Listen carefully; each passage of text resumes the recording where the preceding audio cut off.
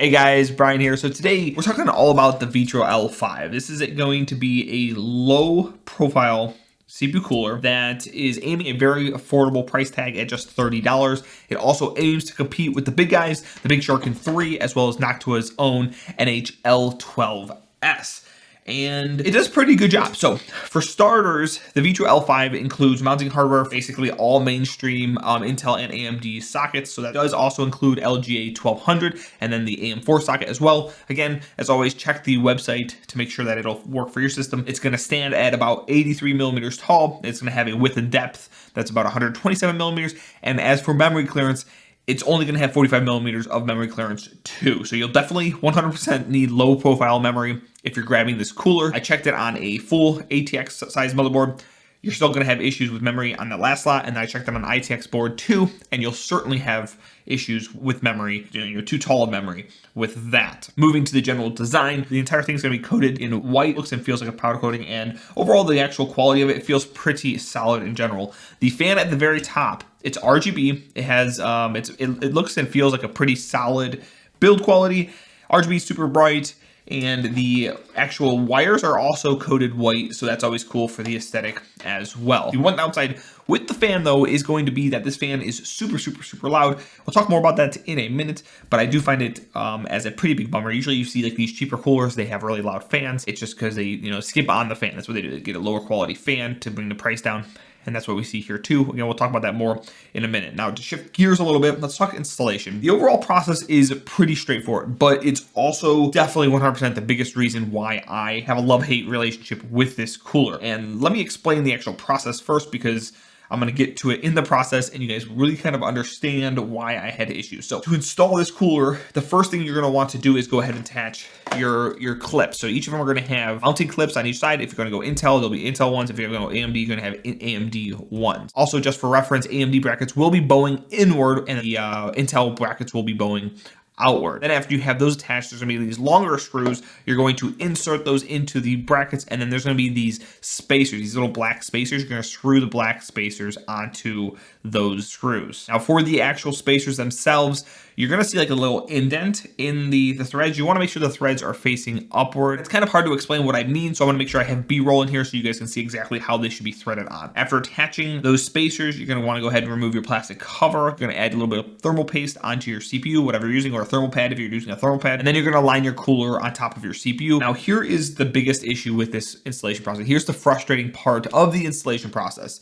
So while you're holding your cooler in place, you're going to need to like flip your motherboard over kind of, or get your hand underneath, and there's going to be these 4 small screws that need to be threaded on to the screws that go through the retaining brackets. After you get all 4 of them in place, you're going to then absolutely need to turn your motherboard over, and you're going to have to tighten them with the included wrench and a star pattern to make sure that you get proper mounting pressure. Also note here that there's going to be these little black washers that you'll need to attach to the motherboard side of the washer prior to threading the washers on. Now, it's not a complicated process, but it's very frustrating when you already have your motherboard attached to a test bench like mine. My test bench is right there. Using this whole get up and installing this and uninstalling and reinstalling it is a pain in the butt with that test bench. It's going to also be a pain in the butt if you have your motherboard already attached in a case. You're gonna have to uninstall your motherboard from your case if you want to use this cooler. And so for anybody who wants to just add a better cooler and not tear apart the entire build, it's gonna be a very frustrating installation process. After you go ahead and you install those nuts, all you're going to need to do is go ahead and attach your fan with the included fan clips. Then you're going to go ahead and plug in both the fan header and the RGB header.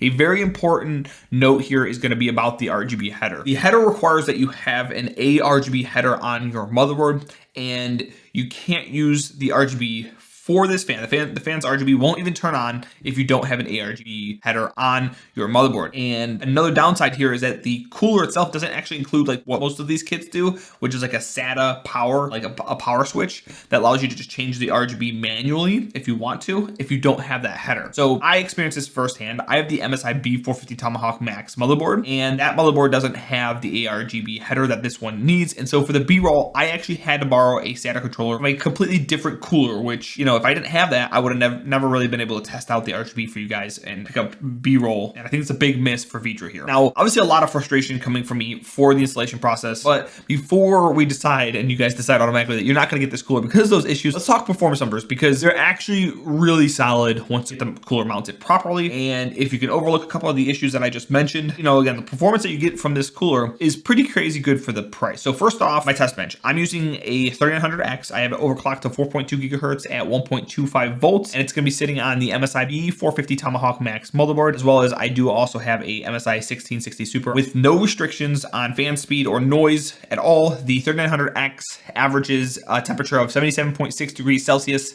and a max temperature of 86.5 degrees Celsius with this cooler. This was also idling around a 36 degrees Celsius mark. And in comparison to the Big Shuriken 3, it actually outperforms it by just over a couple of degrees. The downside with this test is that it's also coming in quite noisy, as I mentioned before, at 43 decibels during this test, while 20 inches from the front of the cooler. This is in comparison to Big Shuriken 3's 38 decibels in the same exact test. We switch that over to our noise normalized testing at 35 decibels, while 20 inches from the front of the cooler. We find a similar result, but a slightly different result as well. This time we still see that this cooler, the Vitro L5, edges out the Big Shuriken 3 by just under 2 degrees Celsius. So really, really close to each other. The Vitro L5 ends up with an average temperature of 81.3 degrees Celsius, and then it has a max temperature that matched the Big Shuriken 3 at just 92 degrees Celsius. And again, this is overclocked 4.3. That's pretty solid. The last thing I want to mention, as I always do in these videos, is my, my speed wave. So 30% all the way to 100%. So here's a quick clip of what that sounds like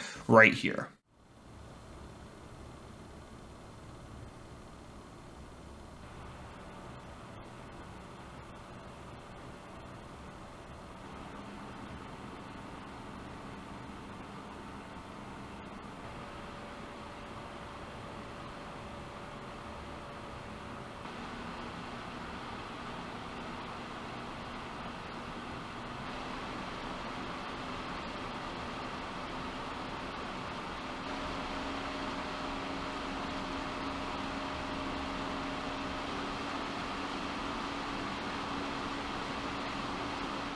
And so overall, I'm pretty torn with this cooler, as I mentioned before, or as I've kind of mentioned throughout this video. I love and I hate it at the same time. I love it because it provides solid performance even while noise normalized for 60% of the cost of the Big Shuriken 3. That's great because there's not a lot of this style, C-style coolers on the market for small form factor builds. I hate it though because it's super frustrating to install. Super frustrating to install.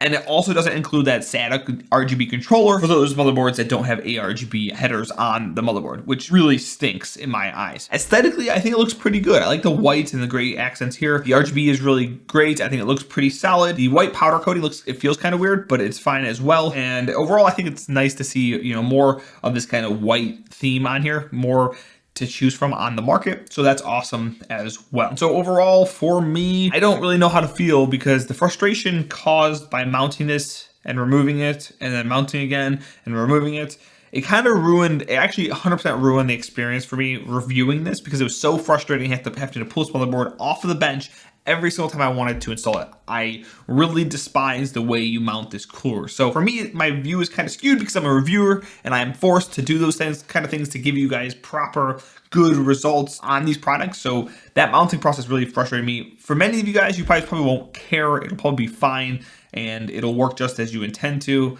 And you'll install it once, be frustrated by the installation process, and then you'll be good to go because you'll get it mounted properly. You just gotta be very careful making sure you get the proper mounting pressure like I mentioned before. Anyway, that's just about it for me. If you guys enjoyed this video, be sure to give it a thumbs up and consider subscribing for more tech content just like this. I have a lot more Vetroo coolers. Well, not a lot. I have 2 more Vetroo coolers coming. They're both pretty cool too. The one performs really well. I haven't tested the AIO yet, but the other one performs really well. Has a better mounting system. I like that one a lot better than the mounting system here. But anyway, yeah, if you have any questions, drop them in the comments below. Go ahead and join our free community Discord. You can ask your questions there as well. I hope you guys have a great, wonderful, awesome rest of your day, and I'll see you guys in the next one.